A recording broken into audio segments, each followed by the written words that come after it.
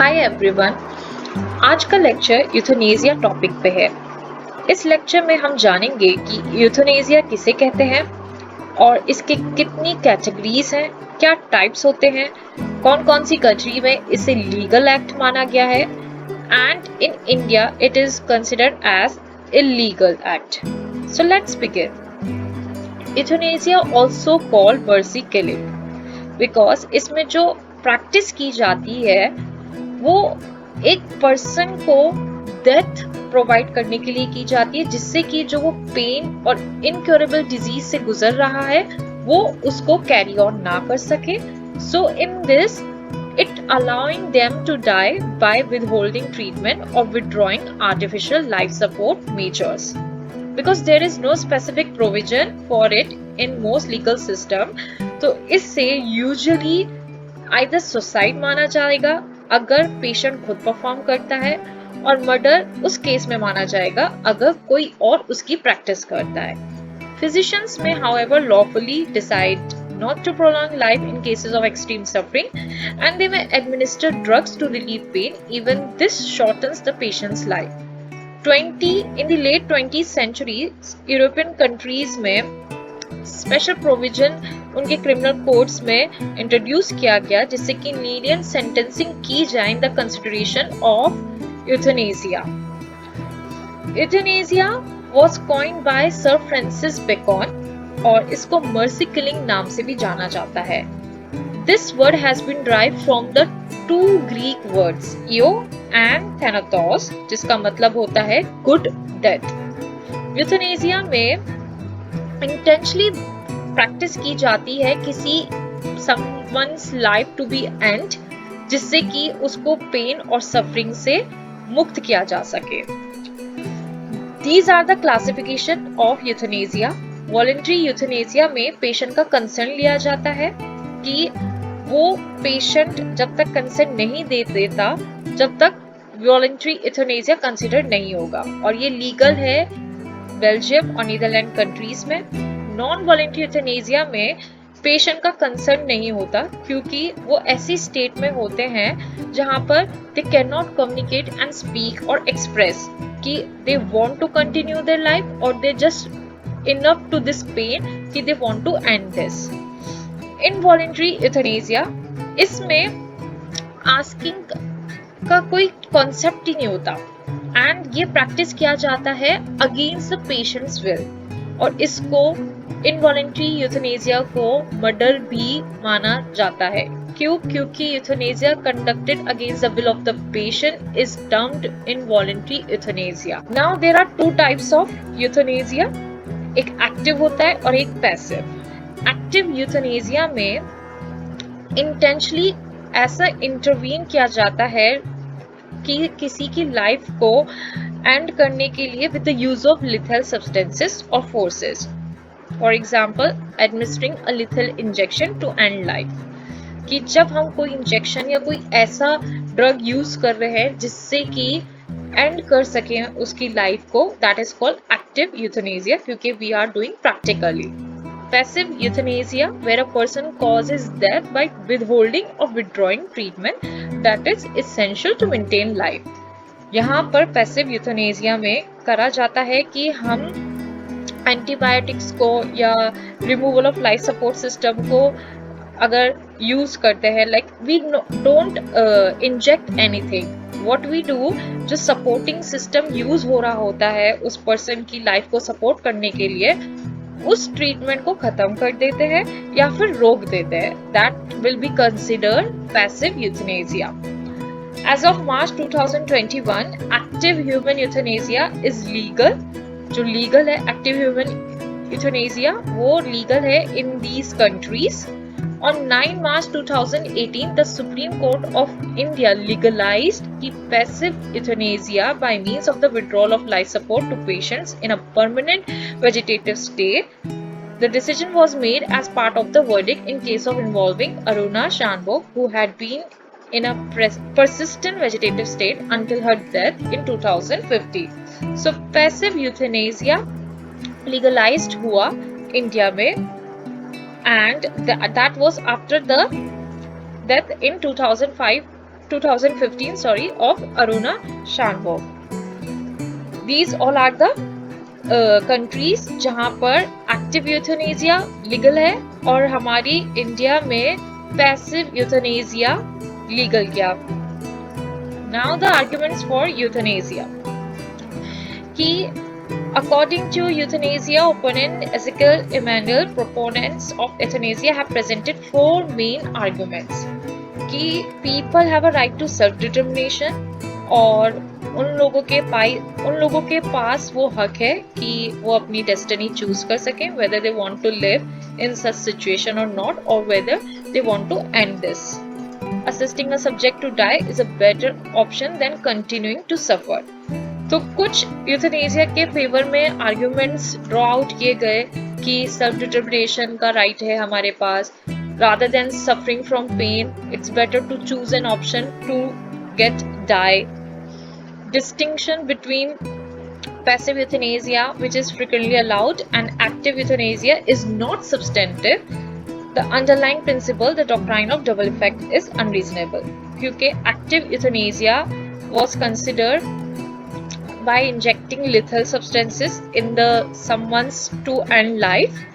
So these were the arguments which made in the favor of euthanasia कि it's not necessary lead to unacceptable consequences, where euthanasia has been legalized to justify that it is mostly trouble-free. Now people got an explicit right to die.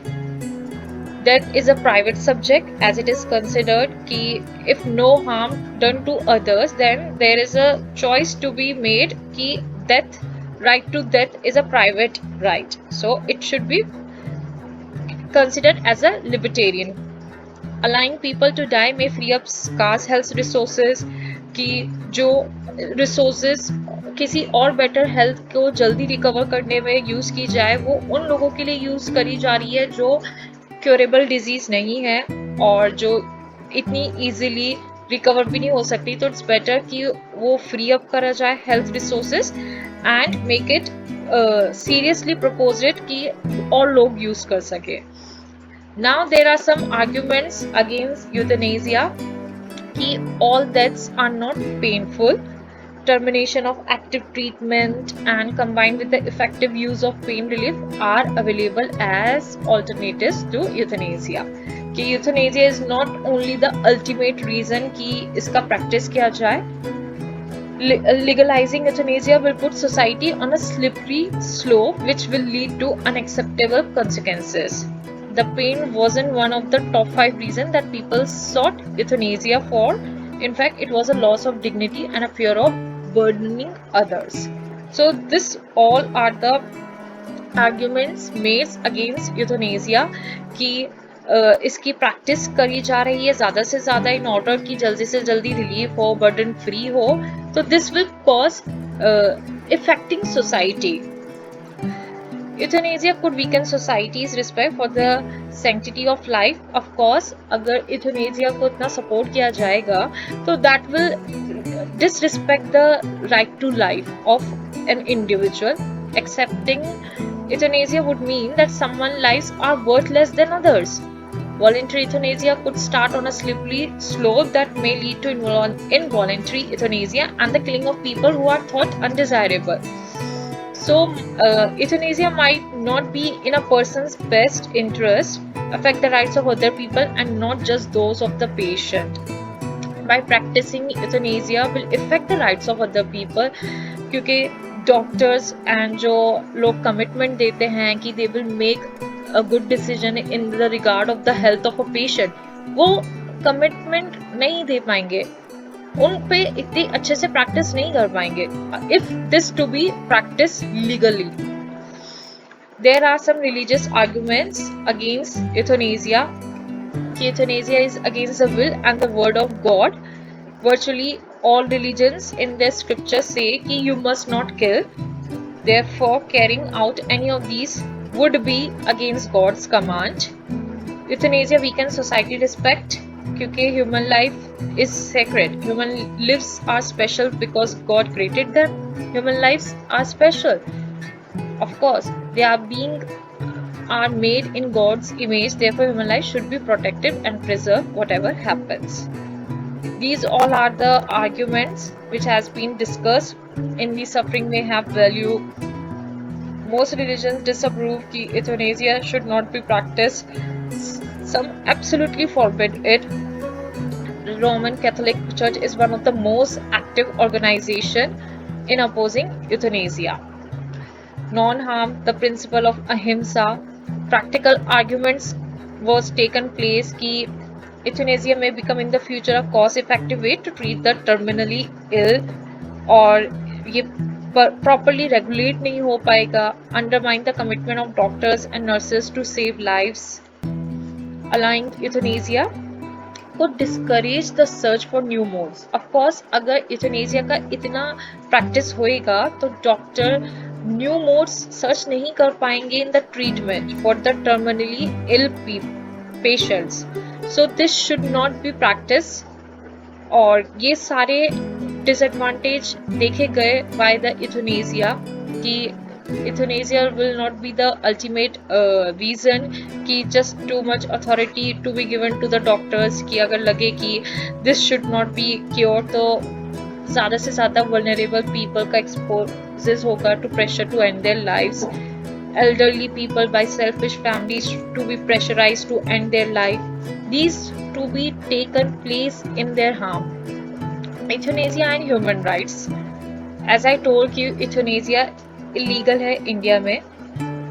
Jian cord के case में पाया गया था कि right to life guaranteed किया गया article 21 of the constitution में, जिसमें ये बोला गया कि right to die with dignified बोला गया है.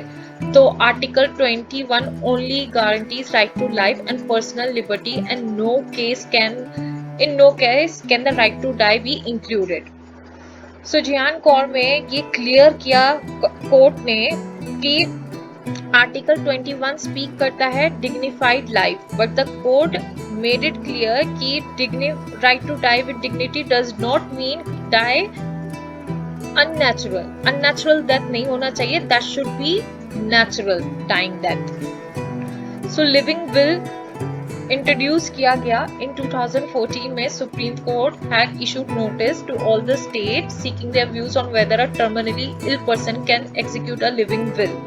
लिविंग विल एक ऐसा डॉक्यूमेंट है जिसमें सेट आउट किया जाता है कि पेशेंट्स के जो विशेस हैं रिगार्डिंग हेल्थ केयर कि उनकी हेल्थ केयर कैसे की जाए और उनको कैसे ट्रीट किया जाए जो सीरियसली इल हैं एंड अनएबल टू मेक और कम्युनिकेट देयर ओन चॉइसेस. तो लिविंग विल को एक्टिव डिक्लेरेशंस कहा जाता है. ये सुप्रीम कोर्ट में लिविंग विल डिक्लेयर आउट किया गया. इस लिविंग विल में जो फेवर में आर्ग्यूमेंट्स हुए थे इज दैट कि रिस्पेक्ट किया जाएगा पेशेंट के ह्यूमन राइट को, पर्टिकुलरली राइट टू रिजेक्ट और मेडिकल ट्रीटमेंट. इनकरेज किया जाएगा, फुल डिस्कशन होएगा about end of life decisions. Knowing what the patient wants means that doctors are more likely to give appropriate treatment.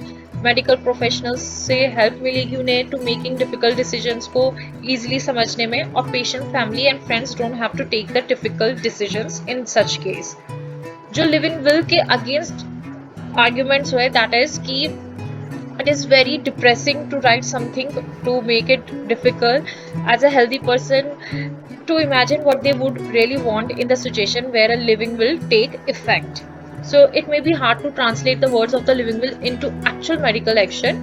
Patients may change their minds but not change their living wills. So there are no use if they can't be found quickly when needed. So this was all about euthanasia, what are its types, what are its categories, and what rights it violated. In this lecture, we have followed out all the meaning, all the types, all the categories of euthanasia. Thank you so much for watching this video.